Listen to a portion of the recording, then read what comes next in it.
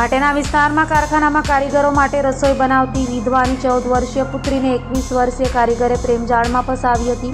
કારખાને લાવી તરુણી સાથે દુષ્કર્મ કરી આડેધડ પાર્ટનર પાસે અશ્લીલ હરકત વિડીયો શૂટ કરાવી દીધી હતી. જોકે આડેધડ તરુણીની માસીને વિડીયો બતાવી વાયરલ કરવાની ધમકી આપતા પ્રકરણ સલાબતપુરા પોલીસ મથકે પહોંચ્યું હતું.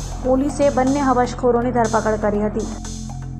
સલાબતપુરા પોલીસ પાસેથી મળતી માહિતી મુજબ પહેલા માંદરવજા વિસ્તારમાં અને હાલ ભાટેના વિસ્તારમાં રહેતી વિધવા કાપડના કારખાનામાં રસોઈ બનાવવાનું કામ કરતી વિધવા તેના 2 સંતાનો સાથે રહે છે.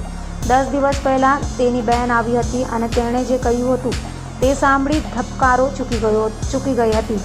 ભાટેના ઇન્ડસ્ટ્રીયલ વિસ્તારમાં આવેલા એક કારખાનામાં નોકરી કરતા 21 વર્ષીય જીતુ રાણા સાથે તેની 14 વર્ષીય સગીર પુત્રીનો અશ્લીલ વિડીયો ઉતારવામાં આવ્યો હતો. આ વિડીયો જીતુ રાણાના આડેધ રૂમ પાર્ટનર પપ્પુ ચૌધરીના મોબાઈલ ફોનમાં હોવાનું જણાવ્યું હતું. પપ્પુએ જ આ વિડીયો બનાવીને સગીરાના માસીને બતાવ્યો હતો. મામલો ગંભીર હોય આ યુવતીએ 14 વર્ષીય પુત્રીની પૂછપરછ કરી હતી.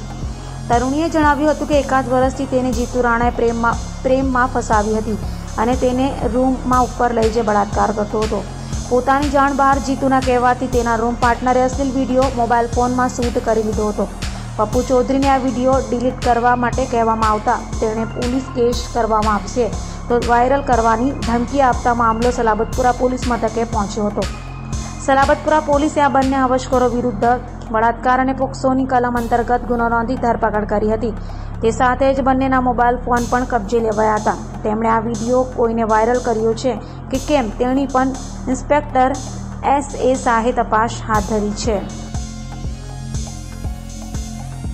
સલાબતપુરા પોલીસ સ્ટેશન વિસ્તારમાં એક બેને આવીને ફરિયાદ નોંધાવી હતી કે એમની દીકરી જે નાની દીકરી જે 14 વર્ષની છે એની સાથે એમના જ એક પરિચિત વ્યક્તિ એણે શારીરિક સંબંધ બાંધ્યો હતો અને દુષ્કર્મ આચર્યું હતું.